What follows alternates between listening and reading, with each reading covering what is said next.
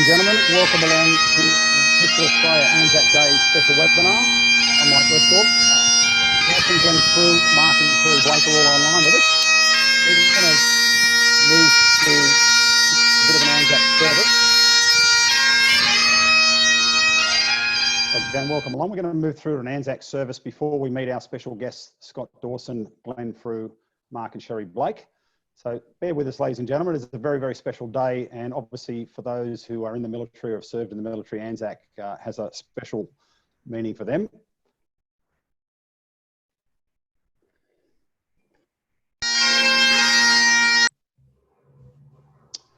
So we'll start off, I'll read the ode, then we'll play the last post and we'll have some silence and then rouse and we'll move on from there. So ladies and gentlemen, if you'd like to stand, that's entirely up to you. They shall not grow old as we that are left grow old. Age shall not weary them, nor the years condemn. At the going down of the sun and in the morning, we will remember them. We will remember them. Lest we forget.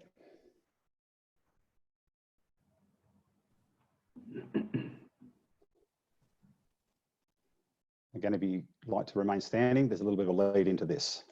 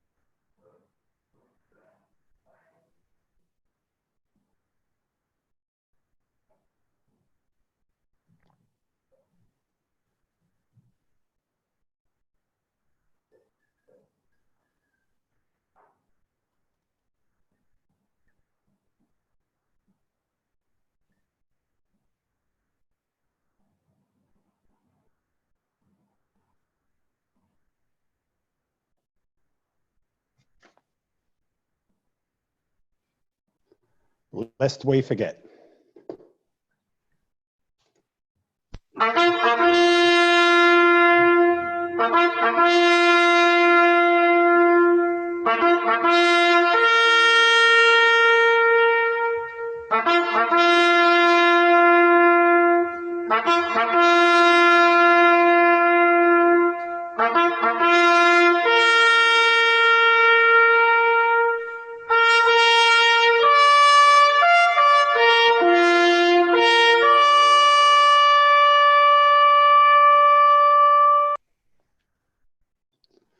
And now, ladies and gentlemen, the national anthems of New Zealand, followed by the anthem of Australia.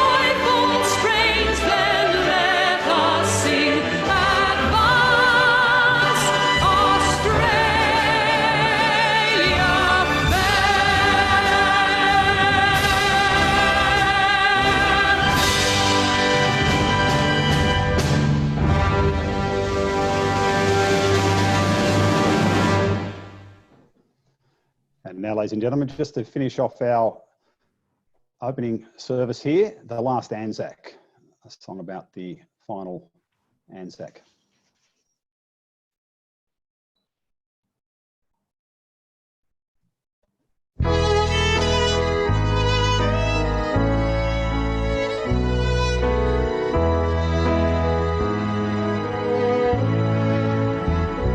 Every year we remember in April and November the boats on the water carrying the brave. They heard the deadly order to run through the water. It's time for you to jump, boys. You're fighting to be free.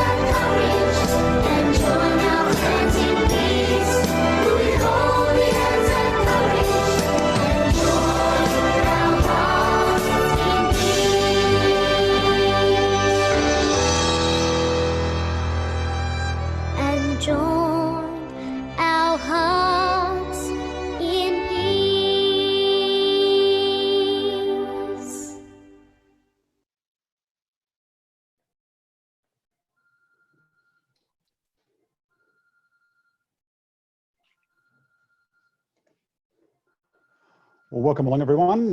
Thanks for being with us here for our ANZAC service. So I'm Mike Westdorp, your host, and I'll take you through our panellists. Firstly, Sergeant Scott Dawson shoots metallic silhouette, and he joined the Royal Australian Air Force in 2004 as an avionics technician. You're currently serving. Scott, welcome along. G'day, nice to be here. Thanks for having me. So if anybody jumped onto our metallic silhouette webinar, they would have met Scott already. Mark Blake, he retired from the Army in 2002 as a sniper supervisor sergeant in the 2nd Battalion, and he served his entire career in that infantry battalion. Deployed in operational tours in Rwanda and Timor. Mark represented the ADF in combat shooting team internationally. He won the International Service Rifle Championship with a record score in 1998 and was the champion shot in the Army in 2001. And Mark is currently the overall Australian champion in World Action Pistol, his 3rd overall title. Welcome along, Mark. Thanks, mate. Cheers. Sherry, who we met at the Action Pistol webinar not so long ago, she retired from the Army as a captain in 2000. And she was the first female to be selected in the ADF combat shooting team in 1998. And she represented the ADF in international competitions 4 times. And of course, Sherry is the reigning ladies World Action Pistol champion, the Bianchi Cup USA champion, and the Australian ladies champion. So welcome back, Sherry. Thank you. And Glenn Frew joined in 1990 the Royal Australian Electrical Mechanical Engineers as an aircraft fitter, which in those days meant helicopter mechanic. He's worked in he's worked on Kiowa, Iroquois gunships, Chinook, Tiger aircraft in Australia and overseas in his 28 years of service. And he says a very memorable ANZAC Day was in Kiowa, East Timor.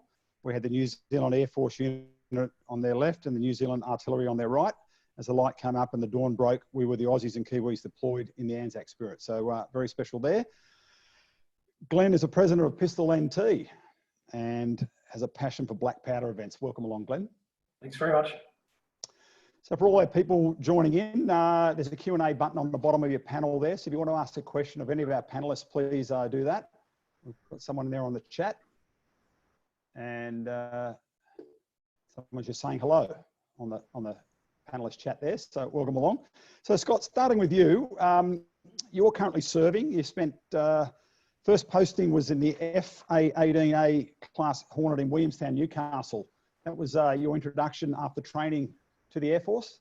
Yeah, so I came from Wagga, went up to Williamstown. I spent 5 years there, sort of consolidated my training and completed my Cert 4. Did a few trips around Australia, a couple to America with the Hornet, nothing operational though. It was a pretty good time in my life there, nice and young and just, yeah, sort of getting into it. Yeah, so you moved around a little bit. What else have we got here? Well, in your words on your bio, you're married to your beautiful wife, Jess, and have 2 beautiful children. So life's pretty good for you. You're now up in Queensland. Yeah, up here in Queensland, up here at Amberley. I first posted up here to the Super Hornet when they first come here. That was good. Just sort of wanted a bit of a change of pace, get away from the fighter aircraft. So I went down to 33 Squadron, which I've been there for the last 6.5 years. So it's on the KC-30A tanker.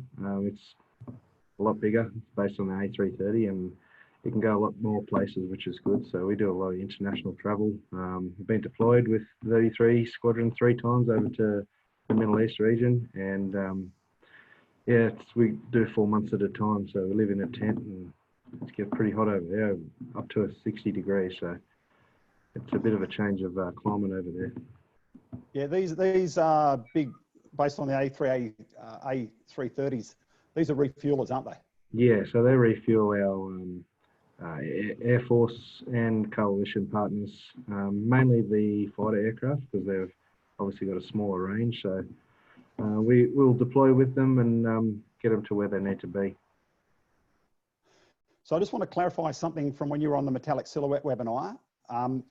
I may or may not have said that you started shooting in 1988. I think I'll have to go back and look at the tape on that one, but I just want to clarify that Scott was not a competitive pistol shooter at the age of 3. He actually waited another 10 years before he actually got into it. So I just want to clarify that one from last week. I think Scott was a bit surprised when I said he was 3 and he started competitive pistol shooting. Yeah, it was good. 2014 though, you went off to the Metallic Silhouette World Championships and you got a gold medal in the big bore teams aggregate. That's the first time Australia's done that. Yeah, so that was a really big part of my career. I didn't know that was the first time. I presumed that we had won that before from the previous shooters that we've had in the team, but Dave Dewsbury said, no, that's the first time we've done it, and it was just ecstatic. It was awesome. Yeah, and you had a pretty good small boy. You picked up a couple of Australian titles this year down in Canberra. We got that done just before the lockdown. So that's probably the last official tournament or competition by Pistol Australia before we're into the current state we're in. Yeah, and I was very happy to win the small bore and field pistol aggregates. First time I've done both together. It's been a long time coming. I won the big bore championship last year in September too, so that was the first time I'd won that as well. That's been my sort of main goal for the last, I don't know, 5 or 6 years, just to try to get the big bore championship, but to get all of them and be the reigning champion in both or all 3 disciplines, I'm very happy. Yeah, it's been a fantastic year for you. Obviously, Australian team selection, now that's been put off or put on hold. You won't be going to the World Championships, I think, in July. As with Action Pistol with Mark and Sherry, World Championship was scheduled for later this year up in Toowoomba. That's, we think, probably going to be put back 12 months. It's probably the most sensible thing to do, like all international events. Mark, pretty happy picking up your 3rd title up in the action pistol in Toowoomba last year. Yeah, very happy, mate. Yeah. It was good, good competition as well. It's last 5 or 6 years, myself and Nigel Gordon have had a really good, I think, out of the last 6 nationals, I think we've won 5 of them. So it's been, really tight the whole time. Yeah, pretty tight. It came down, we were filming that final mover up in Toowoomba, and you had a pretty good run through, but you just missed that perfect score, and you were a bit dirty on yourself for missing it, but still fantastic to get the national championship. Yeah, no, I'd gone to Toowoomba knowing that each range, when you shoot action, can give you a low or high score sort of thing, like the ground you shoot on, the targets, the conditions, and Toowoomba's a really good range. So I knew I'd have a high X count, and so I wanted to have 19-20 because that would give me, would have been a new record too for the nationals, Yeah, so that's why I was disappointed. Yeah. Well, that's okay. You can hold that over and shoot that 19-20 at the World Championships, and we have it in Toowoomba whenever that comes. Yeah. I mean, it's obviously a good range for you, Toowoomba. It's a nice place. It's easy to get around. It's actually a good facility they've got up there. Very good range. One of the best ones in Australia. Yeah, like I said, it's conducive to good scores. It's one of those ranges where if you do your part there, it'll look after you. It's very level, very good targets, very good mover as well. So it's one of those matches, action match. Average shooter probably wouldn't notice as much, but in the top end you do. If you're looking at your X count, you do notice that the ranges make a big difference. Yeah. So 19-20. What is your record? What's your average for score, or your personal best? 19-20, 83X. No, it's in the 70s. I can't remember off the top of my head, but it'd be a 19-20 with 170 X's. Yeah, I think I shot 70 last. I can't remember. Yeah, that's bad. State titles. It's pretty good shooting for most mere mortals. Can't get anywhere near that. But obviously, you were a champion shot in the Army. So coming from rifle to pistol, is it similar in the way you actually set yourself up? I mean, the mental side of the whole game? Now, I would say that because I met Sherry during competition, she was, as you heard, you said before, the first female to be picked for the ADF team. And she was shooting pistol, I was shooting rifle. And I always say the transition for a pistol shooter to rifle is easier than the other way. It's a lot harder discipline to shoot a handgun, yeah. I taught him everything he knows, Mike. There's some truth to that. And I know last week, Sherry, we asked the question of Sherry, who's the better shooter? She nominated you. So that's pretty high praise. That's okay. So Glenn, we don't want to leave you out over there. Mate, black powder. I was introduced to black powder last year at the Nationals in Yarra.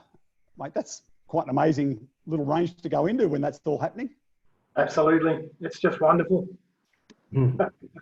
All the smoke and the flare, the muzzle flashes going off when you're firing at the targets. It's pretty confronting the first time you see it, but it's exciting to watch. Absolutely. You can't beat that smell either of the true gunpowder. Yeah, you guys are a very dedicated bunch that love your black powder, and you shoot across. You do service pistol and WA 1500. You go for that Ironman title at all? No, not so much. I shoot probably black powder and ISSF. I have touched on action once or twice, but no, I'm more the static range shooter. Well, so in your bio, you said that part of your time in the Army, you were teaching people to shoot weapons and learning to control bursts from a machine gun. And you said that's very different than shooting 10-meter air pistol. I'm sure it is. Yeah, it pretty much is. I mean, I like Mark and Cherie went to Assam a number of times. I took some teams away with me. We did some training before going away to shoot at Assam, the Australian Army Skill at Arms meeting, which they hold every year. And I was also a recruit instructor. So I've had people I've been teaching straight from Civvy Street how to use a weapon safely. Yeah, some of the skills do transfer, but not a lot. Well, I've got not a question here, more a statement from Rob Facino. We just want to thank you guys all for your service in the military.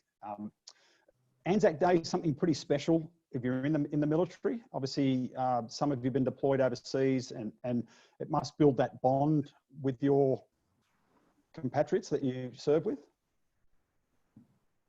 Yeah, Sherry, you want to talk about? It's a celebration as well as a commemoration, I think, for people that when you're in uniform and then when you're out of uniform, you've had that.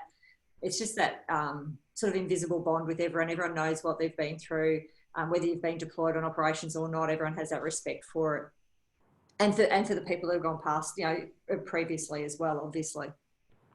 Yeah, it was a very different ANZAC Day this year. I'm used to going to a number of ANZAC services. I was out on my driveway at 5:55 this morning with a number of people with candles, and we sort of stood there and listened to the ABC broadcast of the service, and it was quite moving, but different in many, many ways. Glenn, are you someone who normally marches or gets out there? As you said, my bio, I spent 28 years in the army. I've just been out for only 2 years, so this is my second ANZAC Day as a civilian. Apart from that, I was pretty much working every day on ANZAC Day, whether that was marching or setting up an aircraft for flyovers for different services. Yeah, it's different for me. Every year is a different year so far, so that's good. Scott, are you normally working on ANZAC Day, or do you get out and march? Depends if so we can either, get the same as Glenn, get the aircraft ready for the flyovers, or generally we do the Brisbane March here from Amberley, or 33 Squadron does. It's quite a big one. I really like doing the march in Brisbane. There's a lot of people, there's thousands and thousands and thousands of people, and we get all three services there. So it's really good to be a part of that and sort of represent the RAF in the Defence Force.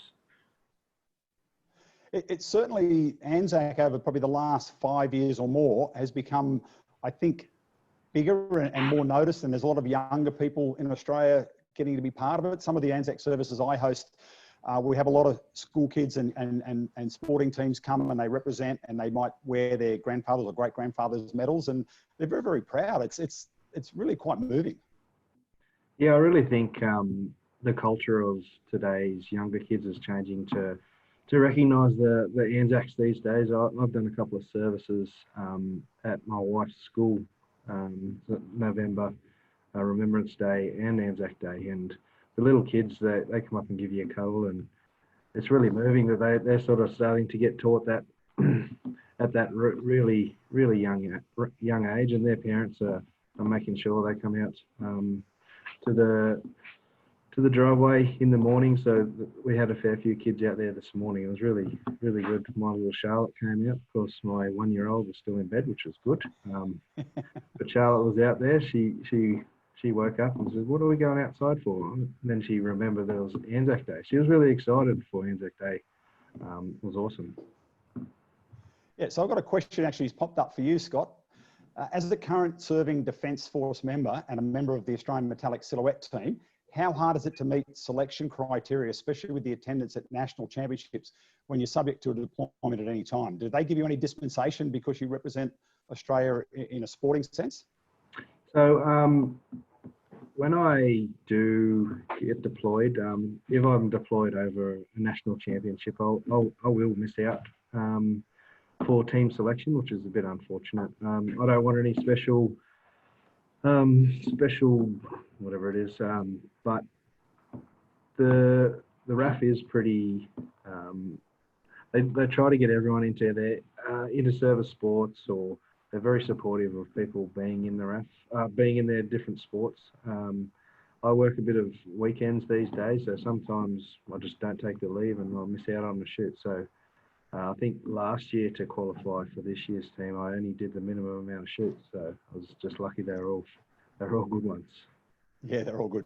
So Mark and Sherry, were you guys competing in action pistol while you're in the military? Is that the same sort of situation as Scott? No, you jumped across once you jumped out of the military. Yeah, I regret not finding action while I was in the military. I think it would have been, as Scott's saying, Defence Forces, especially when I was in, there wasn't a lot of deployments. I was in the 90s, and there wasn't a lot of deployments, so they really were supporting a lot of sport activities. I did go up and shoot at Arafura Games a couple of years representing the ADF, so I was doing some ISSF stuff then. But yeah, I regret not finding action before I left the Army. So, well, that's a good point you bring up Arafura, because I want to go now to Glenn.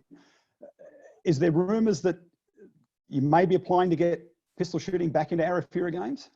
Absolutely, yeah. That's not a rumour. That's confirmed.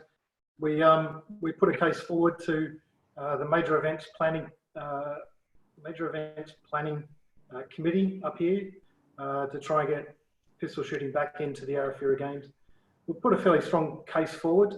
We actually had Noel Harrod come up and assist us in that bid together with PNT.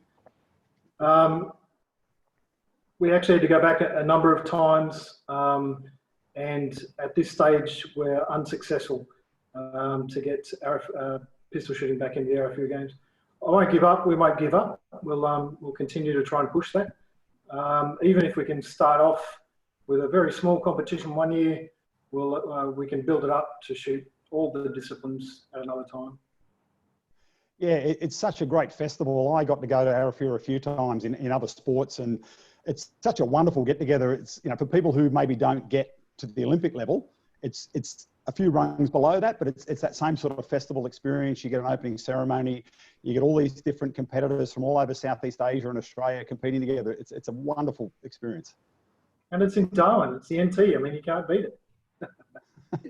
And you guys have got what are you hosting? The Masters Games, hopefully maybe in October, depending on how things come out of the lockout. The Masters Games in Alice Springs is a pretty big event for pistol. Absolutely, yeah. 10th to the 17th of October is our Alice Springs Masters Games. If you Google Alice Springs Masters Games, you'll find the website. At this stage, they're going ahead. So yeah, we're not closing that event yet. Advice from the NT government is that will continue to go forward. Whether our borders are open, that's a different story. Yeah, well, it seems to be different all around the country. So up in the NT, how's it all going in the lockdown for you? We haven't had as many restrictions placed on us as some of the southern states.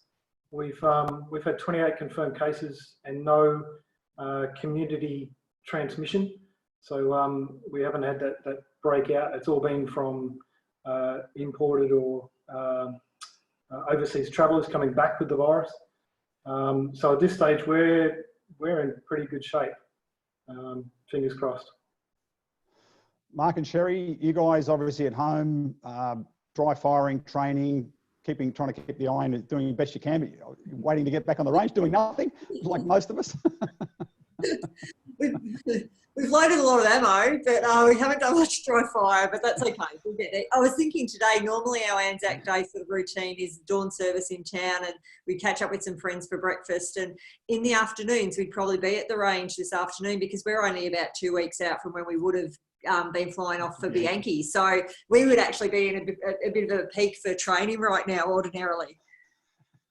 Yeah, so it's a little bit different. Have you got a big list of stuff to do around the house, Mark? She has. Been on the mower all day. And obviously, Scott, you're still working. You're going in every day and doing your normal job. Yeah, we're semi-normal at work. We do 1 week full, 7 week standby, 7 day standby. But that's pretty good. We're not allowed to go anywhere for that week. Just keeps us separated at work. We have a few different maintenance teams. We don't want to get one person sick and not being able to do our job. So I made a bench for my little shed today so I can do some work on my mowers, and I'm getting some jobs done that I normally would be away shooting and just putting them to the wayside. So my wife's semi-happy, I guess. She'll be right. We'll get them done. I want to encourage all our attendees to ask some questions. I've got a question coming up in a moment. Before we get to it, have you guys ever tried going across different disciplines? Like obviously Scott is metallic silhouette and Mark and Sherry are action pistol and Glenn is black powder. what do you reckon a bit of a challenge if you all go and try each other's hand at each other's disciplines? What do you think? We'll go with you, mate. How do you think you go? Black powder, mate. I'll give it a crack. Yeah. I've tried ISF when Sherry shot it, but I'd fall asleep. Rapid fire is pretty good at.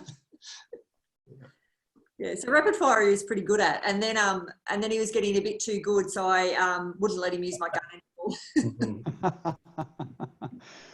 What about you, Glenn? You do a bit of ISF and black powder. How do you think you go in action pistol or metallic silhouette?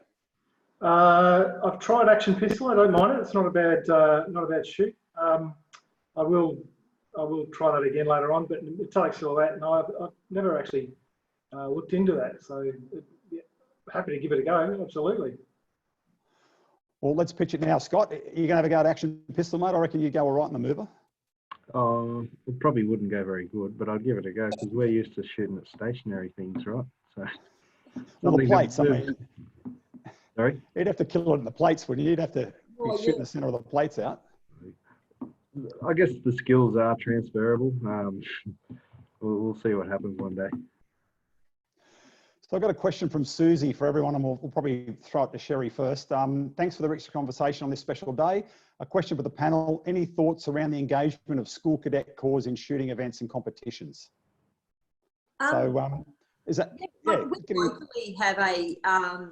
in the Albury-Wodonga area, we run through the rifle club, we run a school competition. So it's a high school, obviously, competition, and the kids actually have to already have a junior license to be in attendance at the competition. But in a country area, there is quite a lot of kids that already do have that. And so we provide, there's a couple of days leading up to the competition, like, you know, through one term, and they'll have the different schools come on those days, and we'll provide coaching and assistance and obviously safety training as well, just to reinforce the safety that the kids have already learnt by getting their licenses. And it is a really good day. It's very successful. We've had some really good days with the kids on the rifle range here. And rifle range, we've talked about whether we include pistol shooting, but because of the restrictions around in Victoria, Norries and stuff like that, the rifle shooting is a lot easier to have a competition and administer that process. But it's a great idea. Yeah, the cadet kids, probably the 10-metre air pistol, if you were going to do that, would be the ideal starting point for them. Yeah, definitely. But the thing I think too with kids is also expose them to the other events, because some of them, like Mark, you know, no attention span for air pistols. So you want to give the kids, show them that there's other disciplines and let them, you know, try those as well. So that, you know, so that they don't get, oh, this is boring and go away, where they actually might have skills in, you know, in some other event, like in rapid fire or something like that. Yeah, Glenn, what about NT? Any cadets get an opportunity up there maybe to come to the range? Yes, we have the Navy cadets who use one of our clubs, one of the ranges at the clubs. They have to shoot their own rifles, so take their own rifles along.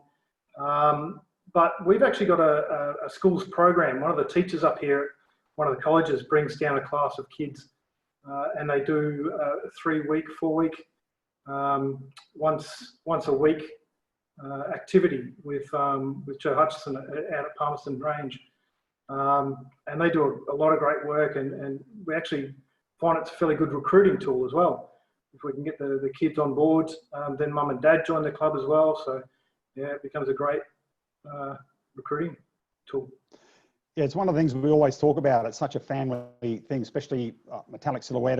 Everything's, you know, a lot of families do get involved. The metallic silhouette, you've got to have your partnership. We talked about teamwork at metallic silhouette on the webinar for that. But there's a question here for you, Glenn. If you want to have a go at metallic silhouette, there used to be a 200-metre metallic silhouette range at the Darwin Pistol Club. Is it still there? Yes, it's still there. I just haven't gotten out of that end of the range yet. Yeah, obviously a lot of rifle down there for the 200, possibly. Yeah. You've got your medals with you. I know Mark, Sherry told me that Mark's medals were going off to, I think you've got they're changing them. I'm not sure what's happening there, but Glenn's brought his medals in. Can you just explain it and take us through your service medals? Sure. Okay, so I've got the AASM, the Australian Active Service Medal. So that one there's for being deployed in warlike environment.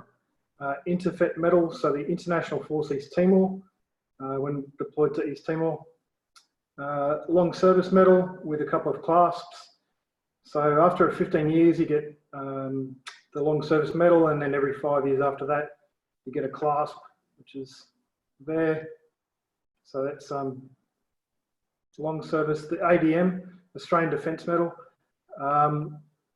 The history on that is very interesting. If you go on and have a look at the War Memorial website, it talks about the ADM and how that's actually recognising the Vietnam veterans who received nothing from their service, or some of those other short timers sort of thing, and the UN medal as well. So that's from East Timor again. Yeah, you've got to be really proud of those. Now, something you put in your bio, at the last count, there's 104,897 defence-specific acronyms in common use. Yeah, that's Can you about start right. at number one and work our way through? If you like. Which TLA would you like to start with?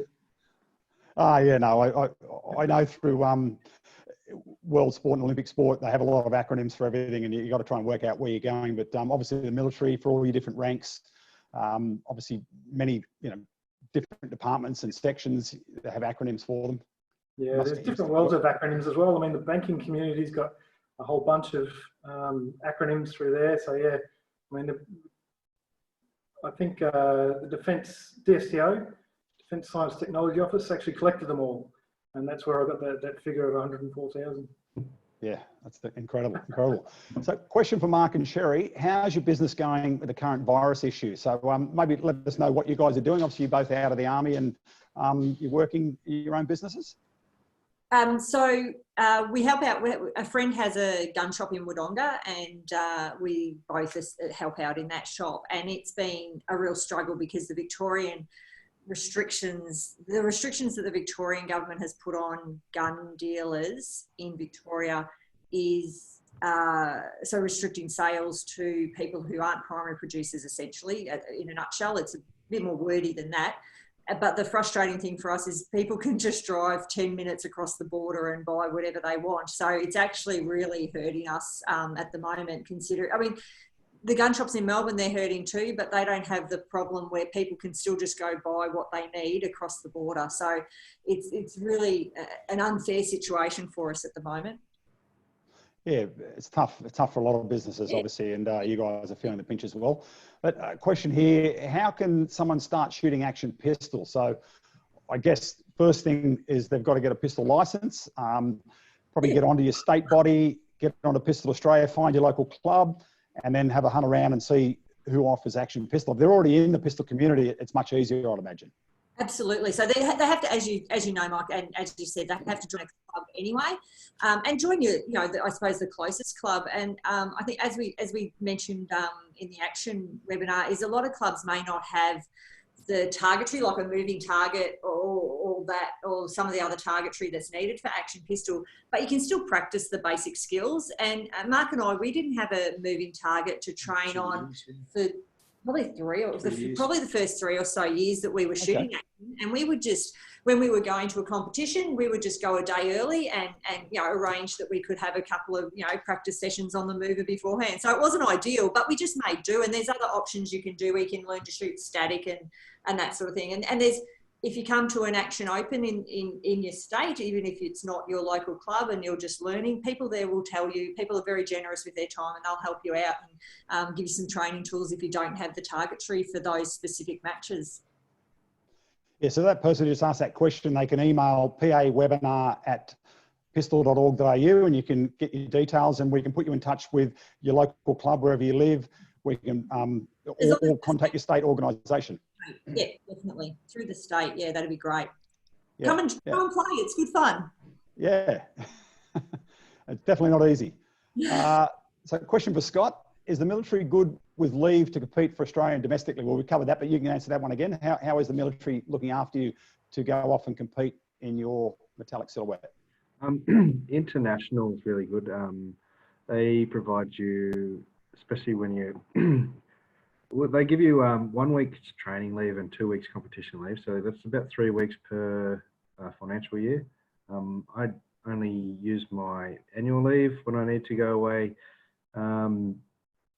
throughout Australia, but that's really helpful when we do go away, because generally when we go to our Europe competitions, it's nearly 3 weeks anyway, so it's really good, and we can still have that time when we get home to take our own annual leave and spend it back with the family, so it's very helpful. So Glenn, we'll see if we get some more questions, but question to you, Glenn, when we do come out of the lockout phase, what is NT as the president, what are you guys planning? I know there's a national body that we meet every week to talk about how we can engage the community, but what sort of plans has NT got to kick things off again once we get out of this lockout phase? It'll be pretty much business as usual. I think the first couple of weeks where the range will be inundated with everyone who wants to get back down and do some live shooting. We're talking at PNT level on our NT titles. So that was scheduled for August anyway. Like no one's got a crystal ball, so we can't really plan to hold that as soon as the gates open, sort of thing. But yeah, we'll look at the NT titles, state titles. Here's a question to the panel. We'll start with Scott and we'll move around the panel. What is your favourite ANZAC Day memory? We've got a few. I've been over in America on an exercise and sharing that with the Americans. They really they got into the spirit of things, and that was really good. Doing some specific marching, doing catapult party up in Mooloolaba. There's some really good things and just marching every year is really good. Glenn, you said your one in Timor was pretty special for you. Is that surely your highlight? Yeah, that's correct. Yeah, we're in Suai. We had the Kiwi Artillery Battalion. We went down there. We were sort of herded or shepherded into an open area where we did the ANZAC Day service. And as the light came up, we had Kiwis and Aussies all interspersed. And it just was, yeah, a true ANZAC experience.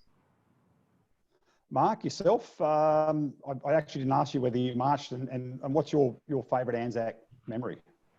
It's a funny one. I wouldn't say favourite because I find it a very emotional day, ANZAC Day.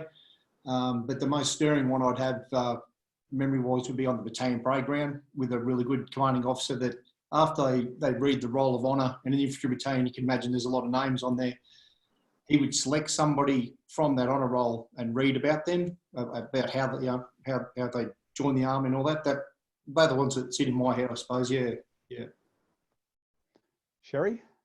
Well, I think, as Scott said, I suppose each of them are a bit different. You know, I had ones where I was catapult party when I was a junior officer and things like that were special. But I love just the ones we have as a family with Sarah. We miss Sarah this year, but, you know, we go down as dawn service as a little family. And even though it's the same every year, I love it. I love that we're together on ANZAC Days. But we miss Sarah. She's not here this year. Yeah.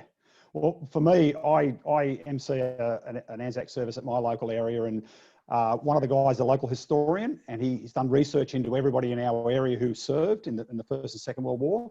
And so each year they pick one of those people, whether it's a male or female, nurse, a soldier, whatever, and they get a kid to dress up in the period uniform and they tell the story in the first person. And it's really, really nice. It's beautiful. It's really nice to have them telling the story about their life and growing up and being in the military and their family and all that sort of stuff. It's it really brings a tear to your eye. Yeah. So here's another question. What is your most special moment in pistol shooting? So we'll go around again. Scott, special moment in pistol shooting?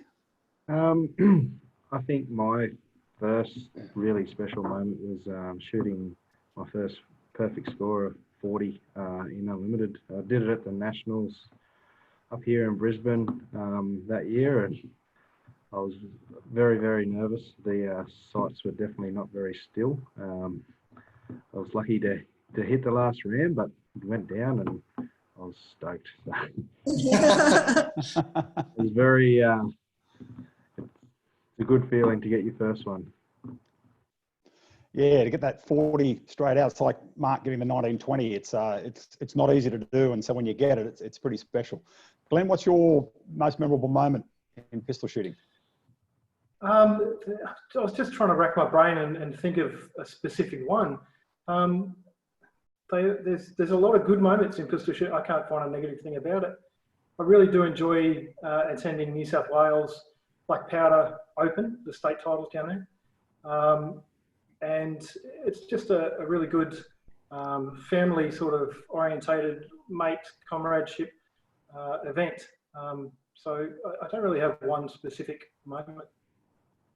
So Mark and Sherry, your special moments, obviously you guys have been to the top of action pistol. So I guess mine is the first time I won the Bianchi Cup, because we had to shoot twice. I had to basically win it twice to win that year. They changed the rules.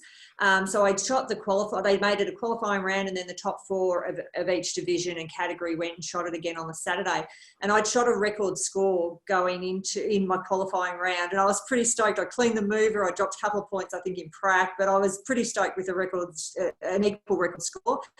But then it dawned on me that I had to just go and do it all again. And it was actually, because in action, you can have one slip up and it's not yours, like the gun could go wrong and you will lose the match from that. So it's pretty cutthroat.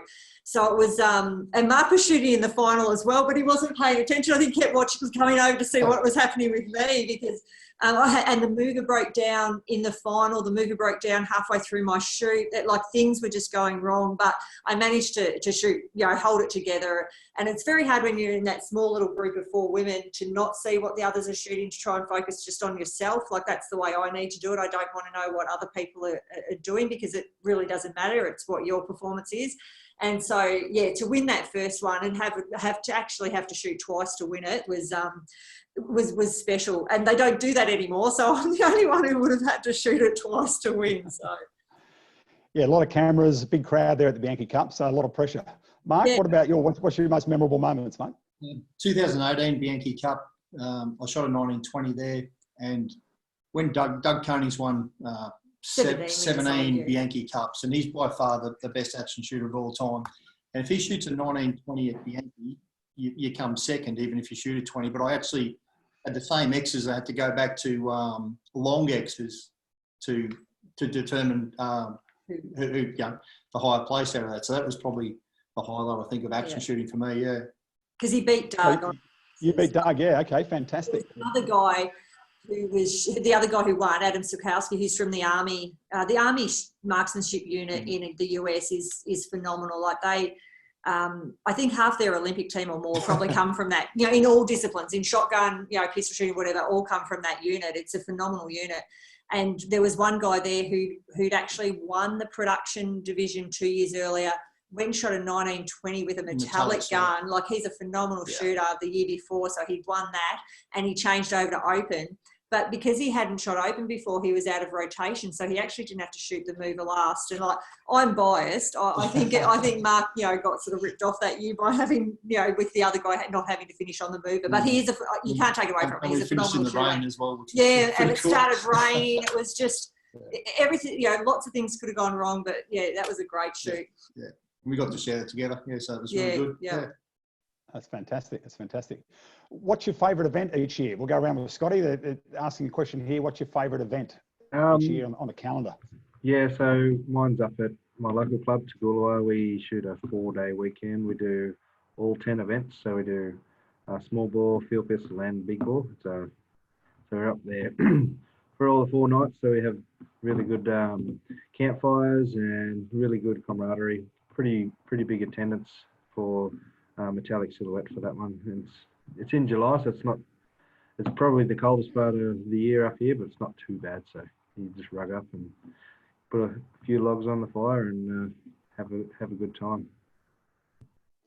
Well, it never really gets cold in Queensland, does it? Yeah, we get one frost a year. One frost. And well, let's go further north to Glenn. your favourite event, mate, and you probably don't put a jumper on all year, do you? Up there in Darwin, it's beautiful every day, all day. In the dry season, it gets pretty cold. You see people with beanies and jackets and tracksuits. So yeah, it gets down to like 26 degrees. It's very cold. That's horrible. Yeah. I got to say, yeah, when I went to Arafura and same thing, they're selling jumpers and beanies in the shops, and it's 26 to 28 and probably, 30 during the day. And we're going, how good's this weather? This is the, middle of May. It was fantastic. Favorite event for you guys? Is it overseas, Mark and Sherry, for maybe the Bianchi Cup, or is it anything here in Australia? Definitely. Yeah. It's just Amazing event. yeah, the feeling that you have there, like I said, the cameras, the attention, and the people that you meet, they're just good people as well. And we try and get there a bit earlier to do a bit of extra training, and you get to travel around a little bit, and finish up with a great event of the Bianchi Cup. It's awesome. I love it. I'm missing my trip this year. Yeah, everyone's missing out on all sorts of stuff. So Rob Fazzino from Fuzzy Media, he's does a lot of great work for us for Pistol Australia. He wants to know, has your experience in the services helped you in pistol shooting competition? Now, obviously, Mark and Sherry, we'll go with you guys first. You guys were champion shooters within the military. It's got to have helped. You go first. Yeah, I think I was shooting before I joined the Army as well, so I had some competition experience, but the competition experience I got with the military, turning up to events where you're not actually sure what the actual match is going to be, and things like that, and the travelling and getting exposed to some of the American and the international military shoots was great. Yeah, any competition experience just builds that bank of how you deal with bigger competitions, I think, and it definitely helps. Yeah, 100%. What I found with with ASAM, what we brought up before, is it's such a big competition. Like every unit in the military, in the Defence Force, has the opportunity to send their best shooters. So it's a very, very big competition. And what that, I think, has left in the back of my mind is, because there's some really good shooters that don't shoot well under pressure, if you know what I mean. So they've got all the mechanics, they're really good at what they do, but pressure, Bianchi's a perfect example. Good shooters can go there and they just collapse. But I think that's a big thing that's helped with Army shooting, because you shoot under phenomenal pressure. And at a sniping standpoint, everything's about, the perfect shot. So, yeah, that definitely helps. It makes it, I enjoy shooting the pressure side of the match. Like I said, if it wasn't good shooters to shoot against, it wouldn't be the same. Yeah, well, that's so many sports are like that, aren't they? Where you've got to put it on the line when it really counts. You've got to be able to stand up to the pressure. Scotty, have you shot competitively with the Air Force? Looked into it a few times. Usually work obviously gets in the way. One of our pilots upstairs, he won the pistol side of it 2 years ago, I think. So we're definitely getting a bit more exposure in the RAF. It's definitely an Army competition. Yeah, I've been trying to look into it. We were going to look into it this year, but obviously it's been a bit of a hairy road with the virus around. So maybe next year. I'll see how I go. I'll have to get qualled on the pistol yet, so might not let me. Well, you'd be saving up your leave to head off to the Metallic Silhouette World Championships on a free schedule, wouldn't you? Yeah, well, that's if they postpone it rather than cancel it. I really do hope they just postpone it, and we'll see what happens. So for all these, they're every second year, aren't they? So, Sherry, we're looking, hopefully, maybe we're going to have the action pistol in 2021 instead of 2020, and same with you, Scott, it's every second year, these World Championships? Yeah, we do a World Cup in between, depending on the host country. So it's a European Championships on the off year to the World Championships. If the host country are willing to, they'll hold the World Cup, which Australia can qualify to go compete in that. But otherwise, if it's just the European, we don't go. So that's a bit disappointing. Last year, France held the European, and they didn't want to hold the World Cup. Whether it was because they didn't want to get beaten by us again. So we'll see. Well, that's it. Maybe that's one for NT, Glenn, is hosting a World Cup in the Metallic Silhouette. I don't want to put the pressure on you there, but you've got the 200 metre range. You can maybe go and acquaint yourself with it. Makes sense. Yeah, let's go for it. It's not a bad range.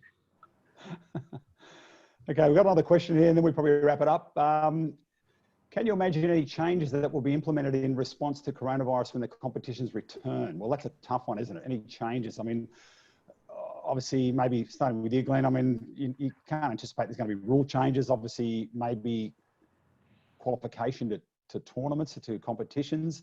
They're going to have to be reviewed. Selections into teams, all those sort of things are up in the air, really. Yeah, that's right. I think I sent Noel a little list of some considerations that black powder shooters usually do when the virus first came out. One of those is that we normally keep 1.5 metres away from each other, or you get 2 bays, and so you've got to have that social distancing. Yeah, so no, it's a tough question to answer, to be truthful. Yeah, it is very tough. I know. Well, in metallic silhouette and same in action pistol, you guys are a fair way apart shooting on the different bays. So in terms of that isolation or social distancing, it's really not an issue. Wouldn't you agree, Sherry? It's going to be pretty easy to get back into it. Yeah, I think so. Like you said, our ranges are set up where you're not sitting, not standing right beside each other. There is certainly distance between each other when you're on the range. So yeah, that if that's 1.5, if there's some of the restrictions that come in, that shouldn't hinder us in action really much at all, I don't think. So it's good. Okay, we've got one other question here. So I'm going to go to Glenn first. If someone wants to do black powder, what tips can you give other pistol shooters that want to get into black powder? Just to get into it. I mean, just experience it. I really enjoy black powder because of all the different variations. If you put 1 grain more of black powder into one of the cylinders, and that shot might fly high. I find it amazing. I've got a pirate gun, so it's a Peter Solly LePage, and that's a front stuffer or a muzzle loader. I find it amazing that in the days gone by, when those guys were loading their muskets, that they just rip a piece of cloth off their shirt and use that as a patch, so the ball goes onto the patch and then it gets rammed down into the barrel. I've got micrometers now, so I can buy a patch that's exactly 10 thou thick or 15 thou thick, and I can get that gauge right. But still, the accuracy of those guys in days gone by with just that piece of material ripped off their shirt, it's just amazing. So I'd like to emulate that. As far as getting into black powder, give them my phone number. Come down the range when it opens, and we'll take you shooting. Yeah, well, there's another one. If you want to get into black powder, just pawebinar@pistol.org.au, email there, give us your details. We'll pass them on to Glenn. And if you're in another state, we can pass you on to somebody who's shooting black powder wherever they are around the country, and go and give it a go. Because I said, I've got a wonderful little video. I didn't actually think to pull it out, but it's the guy setting it up, and he's measuring in the grains and the filler and then the balls, and he's pressing them down. He's doing everything, and I sort of filmed the whole thing, but then I did it in fast motion, so it's quite quick. And then of course the grease around the top, which I had to ask him, what are you doing that for? And yeah, it's pretty amazing to watch. Yep. Well, thanks guys. It's been really wonderful. Give us your time this afternoon, Scott, Mark, Sherry and Glenn, on our special ANZAC webinar. And stay with us, ladies and gentlemen. Range Report will be back Wednesday week, and we are going to do virtual. We've had the virtual nationals, which Queensland Pistol Shooting ran, and we're going to have virtual awards. So we're getting that sorted together. So we'll have a virtual awards ceremony for all our pistol awards. It would have been done at the nationals this year because obviously they've been put off. And every Saturday afternoon at 3 o'clock, we've got the webinar. We're not sure what we're going to do next week, but we'll talk about it all week and we'll come up with something. And thanks, guys. Thanks for your time. Thanks. Thanks, everyone.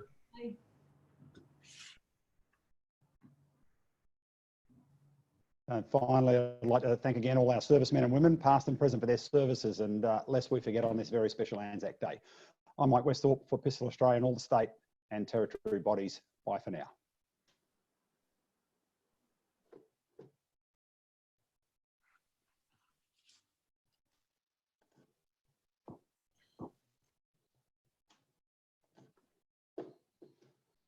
And I'll end the meeting. See you, everyone. See ya. Thanks, Mike. Bye. Bye. Bye.